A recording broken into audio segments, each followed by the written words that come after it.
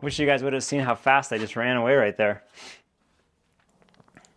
I've been using my Laguna DP20 drill press for about 8 months now, so I thought I'd give an update as to how it's been working now that I've become fairly familiar with it. Being more or less a one-person shop, I'm not just hogging through material hours a day, every single day on this thing, but I feel like I've put it through enough projects, some of them requiring precision, some requiring a bunch of power to get through something, and some just being even repetitive tasks where something like a drill press can really help make those processes faster. I feel like I've done enough of those projects now to have some pretty definitive opinions about what I do like about this drill press and what I really actually don't like about it. Now I'm going to start this video off by going on a bit of a tangent and try to explain why this video may come off quite critical, or why it's probably a lot more critical than the other tool review videos you're used to watching. And in a nutshell, I would explain that as there is no incentive for content creators on YouTube to essentially not just like oogle and sing the praises of whatever tool they're reviewing. For the majority of smaller channels, mine included, there's this growing pressure that if you do want to look out for your future, be that this channel is ever actually going to make enough money to be sustainable, there's just no incentive to come out and saying anything that might hinder that. And I think to kind of help deliver this message, I'm just going to go ahead and be 100% transparent as to how much money I've made off the first video that I put out about this drill press. That first video was put out right around 8 months ago, and it's gotten about 60,000 views. From those 60,000 views, I've made just over $420. And a lot of those views did come in the first 60 days, those first few weeks the video is out. This makes sense with most videos. Viewers that are interested in the topic are most likely to find it with the algorithm when the video is fresh. Since then, the views have continued to trickle in, but basically at the 60-day mark, I had made $335 off this video, and 6 months after that, or 180 days after that, I'm up to about $423. So if we extrapolate that, I'm making about $90 every half year, $180 a year. That means that video will pay off this drill press sometime around 2033 or 2034 if that trend continues. And to be honest, by then, there'll probably be a new version of this drill press. We may not even be using YouTube anymore. That's just too many variables to count. In a realistic sense, that video will never pay off this tool purely on view counts. But let's counter that to a model. We would have a channel that can actually drive some serious affiliate sales out of a video put out. From that first video, I put an Amazon link in the description, and that managed to sell me one drill press. That drill press, that was over $60 in affiliate sales that I've gotten. There should be a link popping up on the screen right now to Acme Tools. If you use that link to buy the drill press, because after this video you do want to buy it, that's going to give me somewhere between 5 and 10% of the purchase price. So that's just saying if you create a channel that actually drives affiliate sales, that is a much faster way to actually make some real cash and pay off some of these tools, especially if maybe the tool's already been gifted to you by the company because they're pretty sure you're going to say some good things about it. And I think this is a really good time for me to say, maybe the take-home message of all of this is if you are watching some small channel and that person is taking the time to make a video about a tool that you're interested in buying, please do use those affiliate links. I mean, that one drill press sale helped me have the best month I've ever had for affiliate sales. So just so you know, us small channels, it helps us immensely. If you guys do use those links, it helps me a lot. So I want to say just thank you to everyone who has supported the channel through that affiliate link or any other affiliate link. So with that out of the way, let's finally get to why you're watching this video, and that's this drill press. And I want to say that the drill press has been great. I think that may get lost because I'm not going to just sit here and read you the specs about the speed adjustment and everything. You can read those for yourself. I don't know why people just make videos just reading off all those specs. There are a few things I'm going to say today though that I wish I had known when I went to buy this drill press. So that's basically what I'm going to convey to you. Not all of them are bad, but they are just things that are interesting that I think are worth sharing. So I think even before that first video was out, I was already on the hunt for a new chuck. For a long time, I've been wanting to try a keyless chuck. I've heard they're just way easier from a user perspective. And none of the things I do in my shop require a keyed chuck. Keyless chucks have some limitations, so I would look it up. But basically, when I went to hunt for a keyless chuck, there's 3 companies out there that are kind of renowned as the popular choices for an upgraded chuck. The obvious one is an American company named Jacobs. They've, I think, shipped most of their manufacturing overseas. So you'll read some questionable things about their quality control now. Then you've got a German company named Albrecht, who everyone, deems as like kind of the gold standard of like German engineering. Me being Polish, I'm a little hesitant. That hasn't always worked out so well. And then finally, we've got Llambrich or Llambrich. It's a Spanish company. And that was kind of like the middle price point that I still felt would be like pretty high quality. That's what I ended up looking for. And I came across this chuck on eBay for just like a screaming deal. So that is the chuck I ended up buying. Now this thing is a complete beauty. It is like such a high-end refined piece of just like tooling to work with. From like a sensory perspective, it just feels completely smooth. I'm just shocked at how nice of a part this is made. The specific chuck I got comes with a key. So it has these slots here. You can register this in case you really do want to tighten a bit down more. It's kind of like an optional key design. But I just can't say enough good things about this. It came even with like a little calibration sheet so you could check to make sure that it actually has the run out that they promised it would have, tells you how to test it. Everything about this chuck has been fantastic. Now, if you go to upgrade your chuck on this drill press when you buy it, or like any drill press when you buy it, this is the original chuck that came with this. And these things will come with a little thing, this part that sticks in here. This is actually called the Arbor. I would make sure you're familiar with how these work. What you care about is the taper of this side. And on this drill press, this is a Morse taper too. The other side that goes into the chuck, it can have all sorts of different tapers. The chuck that came with this was a Jacobs taper 3. The chuck I ended up finding a good deal on was a Jacobs taper 6. So a relatively inexpensive thing you can do then if you find a chuck that's a good deal is just buy a new Arbor, which is what I did. I think it's like a $30-something part. And it basically takes the Morse taper 2 and then adapts it to the Jacobs taper 6 that I have in here. And that really does kind of help open up the options for potentially scoring a good deal. There's this trap I sometimes fall into when I am shopping for a new tool. And that's basically if there's like a bigger, more powerful version available, I start to question like whether or not the kind of like baseline or like middle of the road model will actually do what I wanted to do. And the majority of drill presses you find out there on the market, they're all like 3/4 of a horsepower and smaller. And then there's a few of these like 1.5 up to like 2 horsepower models. And I think the amount of power that this thing has will probably never be a hindrance to the kind of work that I do. When you turn this thing on, here we'll turn it off, and then when you turn it on, it has this bar here with like a red zone, sort of implying like a redlining in a car. And I have watched this gauge while I'm like purposely trying to hog through things a little more aggressively than I naturally would do. And I can't get this thing to basically go past the halfway mark. I can't get it up into the red zone. The power in this thing is incredible, like unbelievable. And that I just like cannot say enough good things about. So given that and the like stupidity of all that we do on these videos, I've actually come up with 2 little experiments that I'm just kind of interested to see, can I actually get this thing to redline? And that is first to try to use a 6-inch hole saw, see if that can hog through some lumber we'll put underneath this thing that we'll find in a second. And the second one is a 3-inch Forstner bit. Both of these tasks for my old drill press were just too much. It would start to spin the belt. It could not push these 2 cutting implements. So let's see how this thing does. We'll start with the Forstner bit. I've got a chunk of cherry here. That's a sink cutout from a countertop I just made. I don't actually know what speed I should be running a Forstner bit this big through. They got a little chart on the side here. 250 RPMs, I believe. All right. That's pretty slow.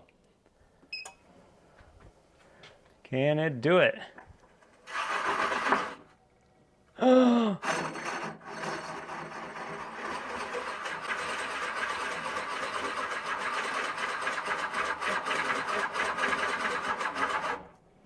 Oh yeah, I can lock it out. It goes to the red. Interesting. Not too happy with me. All right, so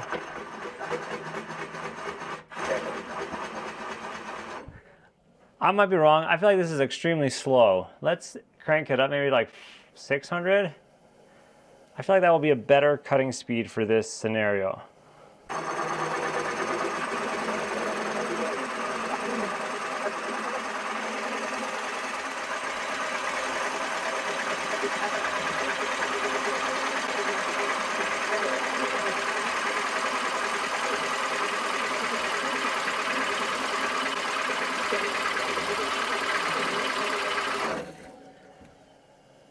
it clearly can cut it. Oddly, when I go to the speed they recommend, which seems incredibly slow, it is stalling out. I think that cutter is just too aggressive and is getting caught as it goes. But a little bit faster, it kind of to me feels like, you know, when you're on a bike, you're pushing an easier gear, like faster cadence instead of trying to do big muscly strokes. It cuts just fine. So this 3-inch Forstner bit, my old drill press couldn't touch. It would just stall it out. This thing cuts amazingly well. I'm actually quite happy with the cut quality there.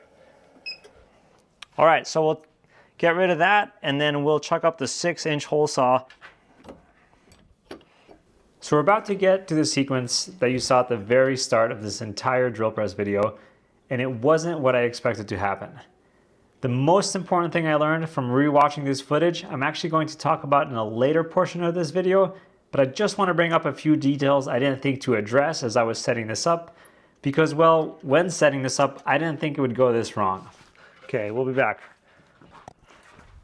All right, we got a beautiful chunk of some low-grade walnut here.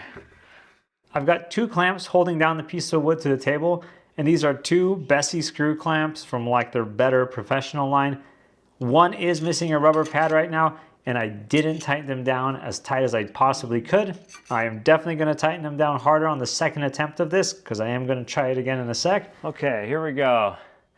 Again, not quite sure what we should do for speed. Let me see if the little chart says something. Only reads hole saws up to 2.5 inches. I'm not sure, we'll try 600 again. Everything that's about to play out is a testament to how strong this drill press is and the fact that it could actually break this piece of wood free from these clamps and cause it to spin.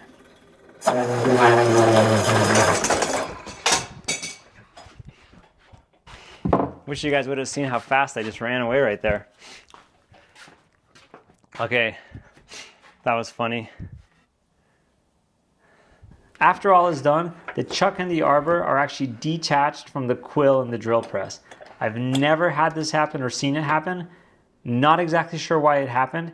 It might be because of the mass of the bit. I mean, that 6-inch hole saw, it's quite hefty. It has a lot of weight to it. Perhaps that's what caused this separation. That scared me straight. All right, so perhaps 6-inch hole saw on a drill press is a bad idea.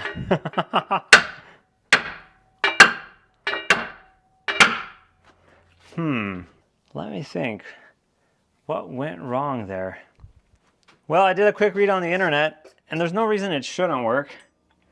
I'm going to get rid of this quick release chuck and just tighten this down. This should remove some vibration.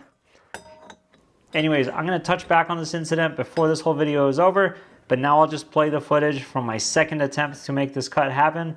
I was very hesitant to do it, so I've kind of cut out all the pondering and all the back and forth I did, and I've just kind of included here the important things that happened as I tried to make this cut again. Interesting. I don't know why he would be so pissed. Okay. Maybe I'll get some glasses on.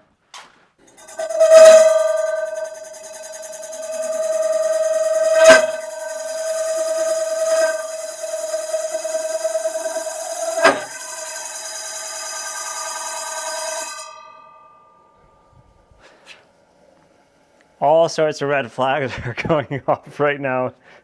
I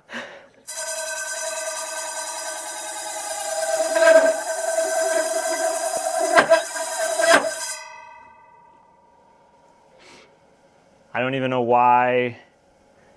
Like, it's like catching on something. I have no idea what that would be even.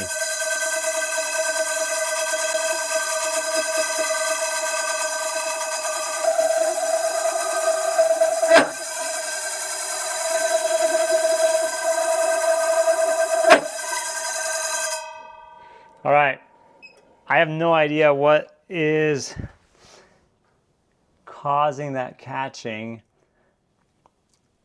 I mean, hole saws like this are like extremely low grade cutters. The amount of wobble it has, I almost wonder if the fact that I have so much pressure clamping on this piece of wood, you know, and if you were doing this by hand, your hands would just absorb the wobble. Wow, this is such a sturdy platform. Anyways, too many red flags are going off for me, like physically right now, to try to hammer this through. So this drill press also can't do the 6-inch hole saw, but I kind of feel like that is more of a limitation of the cutter than the actual power of this thing. So an inconclusive test, but I'm not sure. That was an exciting experience for me. So anyways, that was the strength test. That actually was way more exciting than I expected. I thought that would just be a very mundane part to film. The chart seems a little weird for the Forstner bit. It clearly has plenty of power to cut with it, but at that speed it's giving you, I just think that that seems way too slow. Maybe the charts needs a little more like hands-on practice before they print it. And then this hole saw, that's just an operation I would not recommend. I don't think I'll be trying that again. Yeah, anyways, let's keep this video rolling. Okay, so we got two different methods of like depth stopping this thing. One's like a physical method that actually stops how far the chuck and the bit travel down. And then the other one is more of like a digital display. And I think both of these on this drill press are extremely helpful. For this example, if we pretended that this was our cutting block, let's say we were just pre-drilling a bunch of holes for screws in it. And let's say we needed to drill like a 1-inch hole. So there's two different ways to do this. The first one is like the manual stop. So the way this works is you bring this down all the way to the bottom. Then there's a little knob over here. You can loosen this, turn this dial until it reads 1, tighten this back up, and now whatever you set this to, it will travel 1 inch past that location. This physical stop, I think, is absolutely brilliant. This feature I absolutely love. Then once you're done with it, you just spin it anywhere past the 6, because that's how much quill travel you get. That feature, I think, is fantastic. Then the other thing I do when I'm not quite as concerned about making such precise holes is I'll just use the little display so you can estimate, you know, like when we're touching the surface, we're almost at 2. So let's say I wanted to drill a bunch of like 1/2-inch holes. I'll just turn this thing on and I'll just kind of watch the gauge. Get pretty close to 2.5. And then I can move over, do my next one. You know, that I think is something I use when I'm loosely concerned about how deep I'm drilling. And if you want even a little more control than that, or perhaps you're going to some weird distance so the mental math's a little complicated, you can bring this down to contact again. You can hit the 0 button, which will zero out this depth. And now when you drill, it will go to like a -0.5 is what you're going for. So both of those methods for essentially drilling and like being able to control your drilling depth, super critical to the work I do. I feel like I use this on like, I'm not sure, half the projects at least that I end up using this drill press for. It makes my work a lot faster and easier. So even though this depth thing, this depth readout is a super nifty feature, something I really like about this drill press, this is actually a good segue to a couple things that all the programming in this thing I actually think are kind of an inconvenience, and I could even say a little bit of a safety concern. Now the first case is the auto start function. Basically what this does is if you hit this on and then you have the drill press on, then every time the chuck starts to get lowered, it turns on, and when it gets raised back up, it turns off. Now if I had made this drill press, I would have thought it would rely on something like this, some kind of micro switch. This is basically, you know, when something comes and pushes this, flicks the switch, then it releases, so when the quill and the chuck travel all the way up, it would have turned it off, or like prevented it from running when the auto start is on. And when it started to lower, so this was triggered, it would turn back on. This is like a physical connection, and this is how I would have just assumed this drill press was made.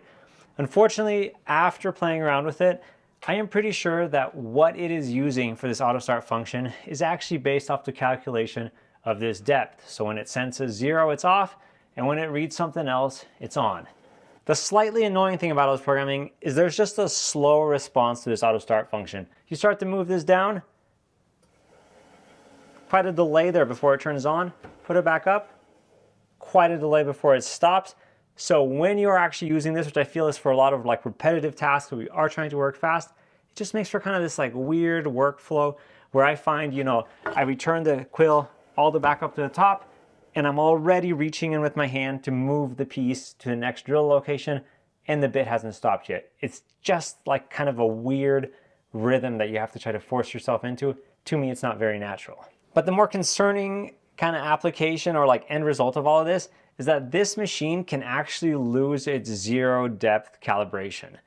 This has happened to me 3 times now, and the end result is you're setting up some kind of process here, and you go to hit auto start and you go to hit on, That is what you do to kind of get yourself in auto start mode, and the bit will start even though the handle is returned all the way to the top. And I will just play the footage. After the second time it happened to me, my hand was like kind of close to the drill bit and it totally startled me.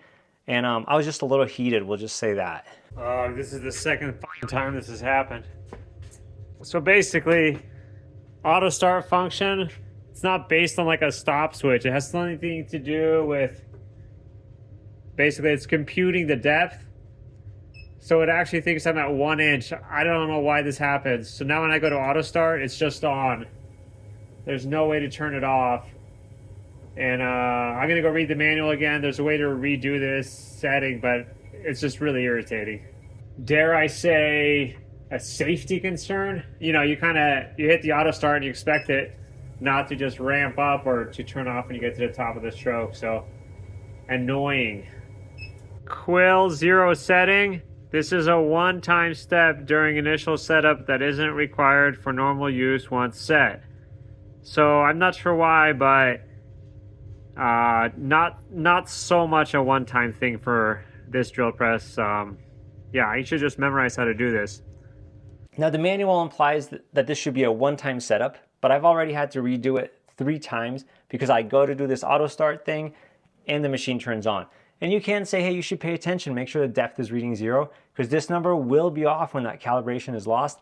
The problem there is though, if you do use that 0 function, let's say, and you reset this, then when this gets returned to the top, it's reading some weird number. So to me, to always look for, oh, is the 0 function on? Is this not? And then, you know, you can go back to 0. That's a convoluted process, kind of like a triple check, you could say. Has it lost its calibration? But to me, it's just like not acceptable. There's no way to like sugarcoat this or say it in any different way. I think this is like a serious fault of this machine. You as the operator are performing a function that in the manual is described as not something that should start the machine. Like it's literally told to hit the auto start, hit the on, and then you're like in auto start mode, and the machine does turn on. Serious safety concern in my opinion. Completely unacceptable. Again, I think if it had been built with kind of like a limit switch like this, yes, these can fail, you know, after millions and millions of uses, this might give out, but it is a way more surefire way than this kind of internally computed system. And I think that this is a big problem in my opinion. So with that, let's just close out the video with the thing that annoys me the most about this drill press and that we're gonna try to modify, and that is this on-off button. Now I did a quick Google search and I think Laguna perhaps should have invested in like a user experience, someone with user experience design experience. Maybe that's how you say that. Anyways, this whole screen layout to me just lacks some like real intuitiveness. Like it's not very useful. Like this bottom row here, all of these visually to me are given the same importance. That's laser, LED, and then the volume button. And then there's the on-off button. The on-off button should far and away be like the most important thing on this screen, I think. It is like what you're interacting with all the time. It is like what your attention should be drawn to. And it seems like this remnant in the bottom right-hand corner, just the whole layout of this, I think really lacks a feeling of purposeness as to like how you are to use this machine. But my bigger concern is couple that with this emergency on-off button. Quick little interjection here, kind of based on what happened while I was filming this video. When I typed out what I was gonna say in this video, I hadn't had any close calls actually happen with this drill press. I hadn't had any like emergency stop situations. And some of the things I learned from that happening, I didn't actually learn until I had sat down to start editing this video. Anyways, I'm gonna play the little blurb that I had recorded here, and then actually we're gonna go through and kind of analyze what happened in that kind of close call situation, because I think it kind of reinforces all the things I say and kind of shows how they play out in practice. As we witnessed today, which I didn't expect, running away from that hole saw, I didn't intuitively in my mind go, how do I shut this tool off? And that I think is the problem, is you get in the habit of using this on-off button, and then in an emergency, you're to use a completely different like tactile motion to actually turn this thing off. This would be akin to like, you know, you get in the habit of using a brake pedal to stop your car, but then if they told you when you're in an emergency, you're going to do a completely different process to stop your car at that point. No, you're like wired to just slam the brakes. And I think with this thing, this on-off is here, this safety button is here. This actually just seems like a poor design to me. And when I consider all the weird little glitches in the programming on this, I sort of feel like this emergency and off button is there because Laguna knows that the computer programming on this is not 100% like reliable. So with that said, let's rewatch this incident and let's just kind of go through frame by frame, and it's playing at 30 frames a second here. From the time the hole set contacts the wood, you can right away see the clamps start to rotate over a little bit. You can see that there is some force being kind of loaded into them and they are tensioning up. And then if we consider this frame, the first point where we see some significant wood movement as the first frame, then by the fourth frame, you can actually see my hand start to come up. By the 17th frame, I've actually made like full-on contact with the button, and I hold it there until the 21st frame. I am done like completely pushing away from machine by the 33rd frame, and by the 38th frame, I'm like fully out of the shot. There are a few other things I find really interesting in here. Like I ask myself, why didn't I just lift the handle up? But as you see, even after my hand lets go of the machine, the bit stays down in the wood. So I don't know if something bound up in the moment. I've also watched a digital depth gauge, but as we know, that has a bit of a delay, and we're talking about times in like the 10th to like the half second here. And that gauge just does not respond fast enough to really give me any like great information. But I think we all know when you have these kind of like close call issues, there's just some sensory thing that happens when you know like you got to get the hell out of there. And for me, just seeing that by the fourth frame, I'm already reaching to try to get that on-off button hit. Like to me, it was just very clear that things were going wrong and it was time to get out of there. But here are the things that kind of reiterate all the thoughts I have about this emergency on-off button. In the heat of the moment, in the like flight or fight instinct, I didn't hit the big red button. I'm just not programmed to hit it because I never use it.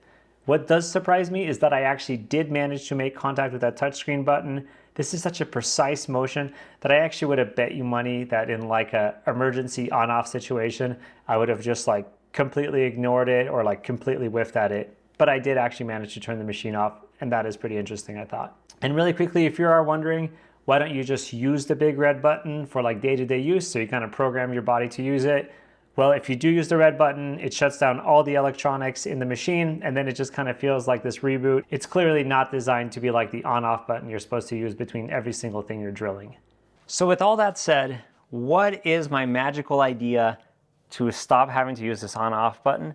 Well, after that first video, a user by the name of N675 left this just like wisdom nugget comment. Basically that what this is called is a resistive touch panel that basically has two layers that when you press it, it makes contact. To me, it sounds like a continuity switch. So every time I would use this silly touch screen here with this push button, in the back of my head, I had that little comment just like floating around there thinking, this sounds to me just like a momentary contact switch. And maybe I could just like wire in my own physical switch, sort of like this one, to basically do what this button does. So this switch, it is not a physical brake switch like this, but it would send just a momentary signal to replace this. Ideally, I could mount it maybe just below this red button here. I feel like this then becomes closer to that familiar motion of if I want to stop this thing, I just like slam this area versus finding a little button to press. And to me, this just draws attention. This is not intuitive to me. This is like an obvious on-off switch. So that is what we're going to be doing today. A while ago, I took apart the front of this drill press. I kind of took out all the circuit boards, looked up some components, a lot of stuff that's above my head. I saw some circuit diagrams, but I ended up prodding around with a continuity probe, and I did figure out that there's two pins that if you make contact between them, you can basically not press this button, but do what it does, turns the drill press on and off. So that is what we're going to be undertaking right now. In this portion of the video, I got some things kind of wrong. I misunderstood a few things as to how and why things work. I'm going to be presenting a modification to the drill press here, but I just got to reiterate that in no ways do I recommend you do this. This is just something that's going to make my life and interaction with this drill press better. It ended up working, but for a while there, I thought I totally misunderstood what was happening. It took me some head scratching to figure out, I'll just say that. In some ways, this portion feels like I'm finally a real YouTuber. I'm showing myself doing something, talking like I know what I'm doing, but it turns out I actually have no idea what's about to happen. This switch modification will turn out, but my understanding of how and why it works was totally wrong as I was recording it for this video. Even now, as I record this voiceover, I think I have a better understanding of why it works. But if you have a clear and concise understanding of exactly what's going on and how these kind of touch panels work, please leave it in the comments and I'll pin that to the top. Okay, this is a moment of truth. So I'll turn it back on. No smoke.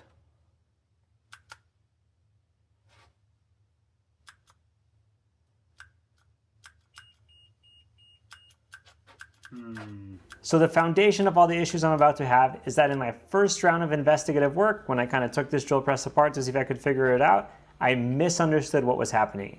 I had used an alligator clip pinned to a common pin, and then I was trying to short it across to the pin that I figured out went to that on-off button, kind of on the backside, the trace on the circuit board. And what was actually happening is it had nothing to do about making contact between those two pins. It was actually the screwdriver contacting it that was causing it to basically sense a change in resistance.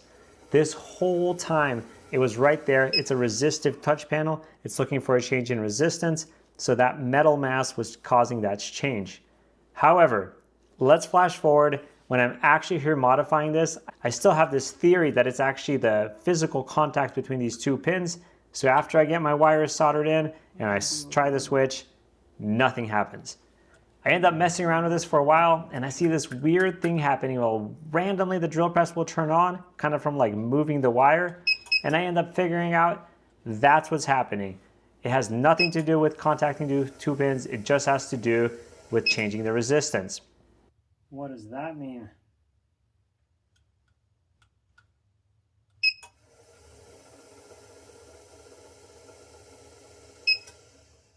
Well, that's weird. I touch it with the screwdriver and it works. Okay, it was too smart for me. I'm gonna have to figure this out. All right, so I tinkered with this for a while and I have no idea what's going on.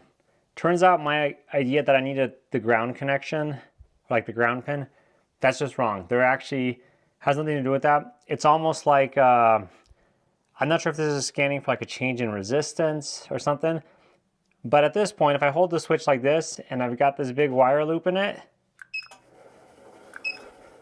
it works. This wire loop goes nowhere. Weirdly though, if I just...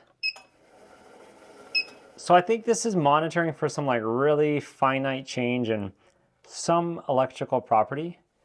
And I sort of hate this. This reminds me a lot of like computer programming and the little programming I've done. You're like, oh, the code works, don't fuck with it.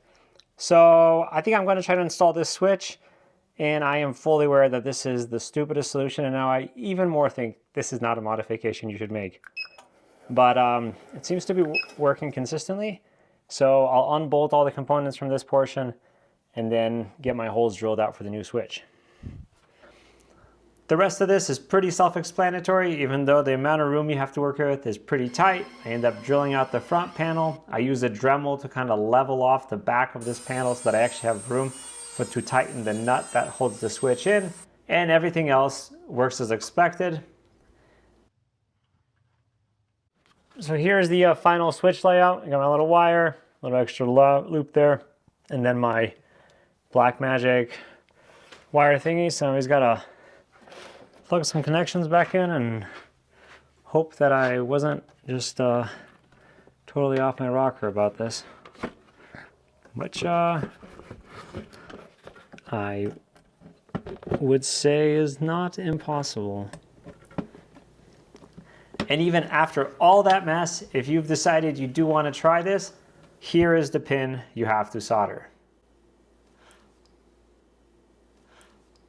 So there's the finished product. As you can see, it looks a little goofy, right? The spacing of the knobs isn't quite equal. It's not a factory look. You know, I think if Laguna had made this, they would have spaced these a little different, so it looks better, but it seems to work. I can still use this button if I want to. So that's fantastic. That, more than anything else about this drill press, annoyed me. And this, to me, that's like the logical motion to make, is to like actually have a push knob. Anyways, thank you guys so much for watching. I know some of the comments about that first video had to do with just how neurotic maybe I was about the precision of this machine. And I absolutely agree that the range of work I do, it doesn't require absolute perfect precision. But I think a lot of projects, especially like some of the more complex assemblies I undertake, you know, it's all about like compounding errors. And to me, I like to be able to control the variables that I can, because I know things like wood movement, like temperature swings, all sorts of things will affect the outcome of my projects.